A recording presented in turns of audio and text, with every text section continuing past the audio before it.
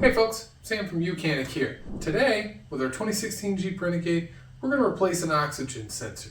Now the cool part on this vehicle is they're both right in front of your face. They're fairly simple to see, but there are a couple of tricks to the trade to get these things out every single time.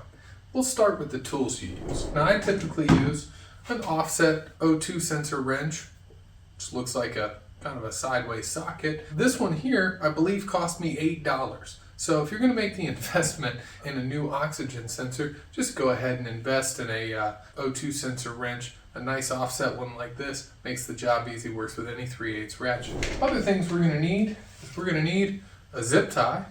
Small one is just fine, not the teeny tiny ones, but your typical zip tie, and a set of side cutters. That being said, let's get started. All right, folks, here we are up under the hood, and we are all the way in the front of the motor. Now, our oxygen sensors are along the exhaust stream. There's always one before the catalytic converter, then there's always one after the catalyzed material inside of the catalytic converter. So here we have our upstream, and down here we have our downstream. Now, the first thing we want to do with replacing these is get the cables free so that they don't get all twisted or possibly damaged while we're doing this replacement. And since we're going to have to take it all the way out anyways, it's a good time to get those free. So we're going to start by coming down here, and you can see this is a fairly normal attachment. The factory has attached a zip tie to hold it to this radiator hose. We're just going to remove that zip tie to get started here. Just be careful not to cut your radiator hose or your wires.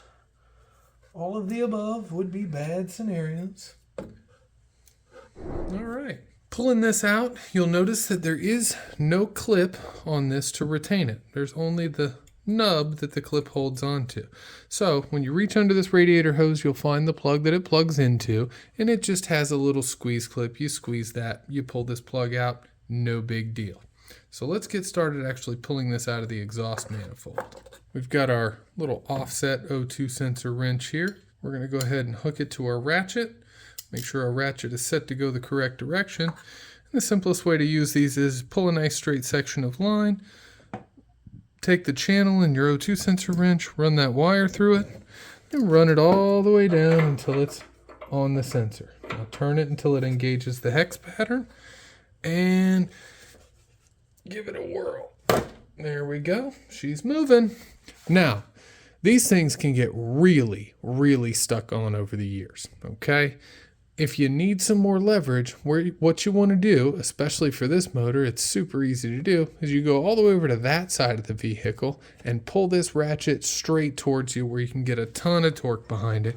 That's the simplest thing to do. But for right now, we've got it nice and loose. We're going to go ahead, pull this O2 sensor the rest of the way out. And yes, that cable is just aggravating when you're twisting this thing out. It's nothing new. If you just give it a gentle twist here in your right hand while you're twisting it out, it can at least save you some of that headache. Now when you pull this out, don't be amazed at the awful condition it will look like. Remember, this is in the hottest part of the exhaust stream, and it pokes directly into that exhaust stream, and it does it every time you're driving.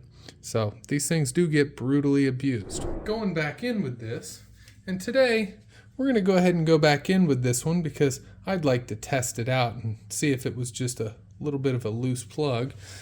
We're going to go ahead and we're going to reach back down in, and just like if you remember from the spark plug video, if you haven't seen that, please go check it out.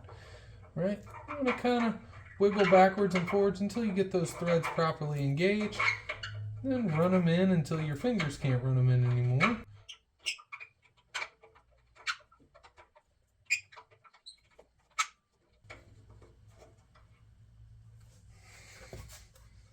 Well, that doesn't feel quite right to me.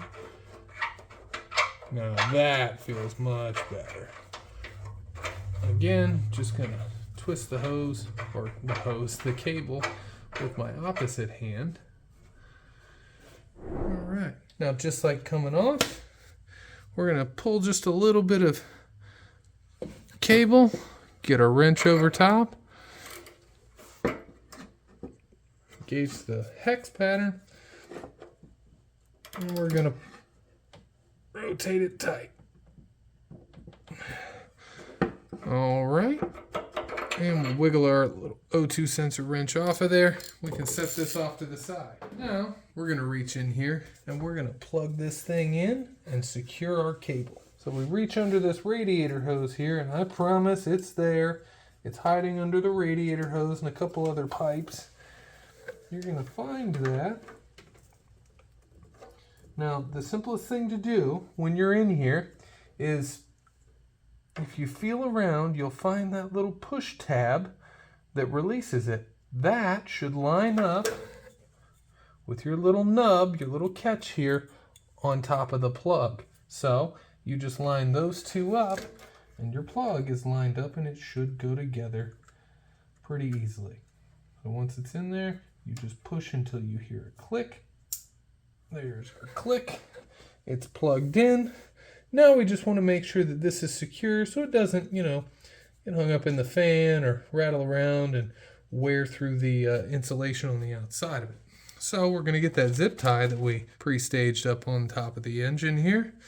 We're going to wrap it around in the exact same place.